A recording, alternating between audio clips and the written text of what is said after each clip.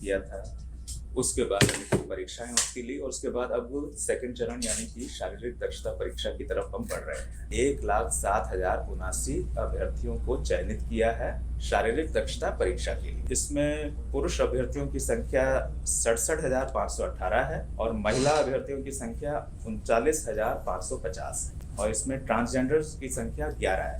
इन सभी में जो 1,07,079 हैं, इनमें 485 गृह रक्षक अभ्यर्थी और 433 स्वतंत्रता सेनानी के आश्रित भी शामिल हैं। ये सभी सूचनाएं हमारी जो पिछली सूचना प्रकाशित हुई उसमें भी शामिल हैं। अब इन अभ्यर्थियों की शारीरिक दक्षता परीक्षा हम 9 दिसंबर 2024 से प्रारंभ करेंगे और ये 10 मार्च 2025 तक चलेगी, यानी 3 माह की अवधि के लगभग, बल्कि उससे थोड़ा ज्यादा ही समय तक ये परीक्षाएं चलती रहेंगी। और ये परीक्षा हम आयोजित करेंगे शहीद राजेंद्र प्रसाद सिंह राजकीय उच्च विद्यालय गर्दनीबाग में। प्रातः 7 बजे से ये प्रारंभ होगी और शारीरिक परीक्षा और उसके बाद फिर दस्तावेज सत्यापन के साथ ही ये समापन होगा। उसके पुरुष अभ्यर्थियों और महिला अभ्यर्थियों की परीक्षाएं अलग अलग दिन आयोजित की जाएंगी। ऐसा नहीं है कि एक दिन में दोनों को बुलाया जाएगा। एक दिन में पुरुष रहेंगे और पुरुषों की जब संपन्न हो जाएगी उसके बाद महिलाओं को हम बुलाएंगे। एक दिन में पुरुष अभ्यर्थियों को बुलाए जाने वालों की संख्या 1,600 रहेगी और महिलाओं की संख्या 1,400 रहेगी। 1,600 पुरुष अभ्यर्थियों को एक दिन में हम बुलाएंगे, महिला अभ्यर्थियों की संख्या 1,400 रहेगी। परीक्षा में भाग लेने से पहले सभी अभ्यर्थियों को शारीरिक या मानसिक रूप से स्वस्थ होने और जहां जिनके मामले में लागू हो महिलाओं के अनुसार जो है वो गर्भवती ना होने और इनके द्वारा किसी भी प्रकार के उत्तेजक, मादक अथवा प्रतिबंधित दवाओं के सेवन न करने का घोषणा पत्र भी लिया जाएगा। तो इन्हें ये घोषणा पत्र सभी अभ्यर्थियों को समर्पित करना होगा फॉर्म में। इस परीक्षा में दौड़ की, गोला फेंक की, ऊंची कूद की परीक्षाएं होंगी और इनके लिए मार्क्स प्रिस्क्राइब्ड हैं कि कितना अचीव करने पर कितने मार्क्स मिलेंगे। पुरुषों की ऊंचाई और सीने की माप ली जाएगी और महिला अभ्यर्थियों की ऊंचाई और वजन की नाप ली जाएगी। इनके मापदंड सभी प्रकाशित हैं, उनको जो है वो देख लें। और इन सभी इवेंट्स में यानी कि ऊंचाई वगैरह में भी जो मिनिमम मापदंड हैं उनको क्रॉस करने वाले ही सफल माने जाएंगे। दौड़ में, गोला फेंक में और ऊंची कूद में, इन सभी में अलग अलग पास होना होगा। ऐसा नहीं कि टोटल में पास होना है, हर एक इवेंट में अलग अलग अभ्यर्थियों को पास होना। किसी भी एक इवेंट में फेल होने या असफल होने का मतलब है कि वे आगे के चरणों में भाग नहीं ले सकेंगे और वे बाहर हो जाएंगे। तो इसलिए सभी अपनी हर चीज के लिए पूरी तैयारी करें। दौड़ की जो कार्रवाई होगी और उसके जो समय का आकलन होगा वो कंप्यूटरीकृत पद्धति से होगा। पहले भी परिषद वैसे ही करती आई है।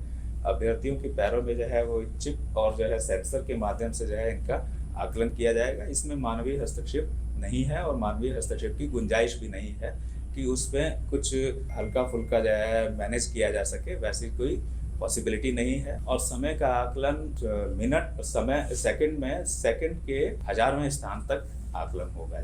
दस्तावेज सत्यापन होगा और इसमें ये भी जो है चीज है अभ्यर्थियों के लिए है कि जब वे आएंगे तो उनके प्रवेश पत्र जो एडमिट कार्ड है उसी के माध्यम से उनको प्रवेश की अनुमति होगी और फिर उसके बाद उनके बायोमेट्रिक्स लिए जाएंगे और उनका मिलान लिखित परीक्षा के समय जो बायोमेट्रिक्स फीचर्स हमने रिकॉर्ड किए, फिंगरप्रिंट्स, फोटोग्राफ, वीडियोग्राफ आदि, उनसे जो है उनका मिलान किया जाएगा। तो सभी अभ्यर्थी ये ध्यान रखें और उनके परिजन भी यह रखें कि किसी तरह के पररूप धारण के लिए वे प्रयास ना करें। दस्तावेज सत्यापन जो होगा वो उसके लिए हम सभी कैंडिडेट्स को उनकी कोटि के आधार पर किन दस्तावेजों के साथ आना है उसका भी हम स्पष्ट उल्लेख कर दे रहे हैं ताकि उन्हें स्पष्ट रहे कि उन्हें किन किन दस्तावेजों के मूल प्रतियों के साथ सत्यापन के लिए उपस्थित होना है। यहाँ पर मैं फिर से जो है वह दोहरा दूं कि इसके लिए किसी भी अभ्यर्थी को एक्स्ट्रा टाइम या एक्स्ट्रा डेट नहीं दी जाएगी और ना ही उनका अनुरोध माना जाएगा। उस दिन वे अपने प्रमाण पत्र सारे जो है लेकर के आए, जो वे समर्पित करेंगे और जो जो है उनका मिलान किया जाएगा उसके आधार पर ही परिषद उनके क्लेम के पुष्ट होने अथवा ना पुष्ट हो पाने के बारे में निर्णय लेगी। उनका अनुरोध बाद में समर्पित करने या समय विस्तार का मान्य नहीं होगा, उस समय के आधार पर ही उनका मान लिया जाएगा। EWS कैटेगरी के जो हृदय हैं तो उसके लिए वित्तीय वर्ष निर्धारित है कि किस वित्तीय वर्ष का आपको प्रमाण पत्र या आय एवं प्रमाण पत्र जो भी बोला जाता है उन्हें लेकर के आना है। वो हमारे सूचना में प्रकाशित है, उसी अवधि का वो लेकर के आए। इसी प्रकार से जो बीसी या ईबीसी कैटेगरी के हैं जिन्हें नॉन क्रिमी लेयर सर्टिफिकेट देना है, वे जो है लेकर के आए।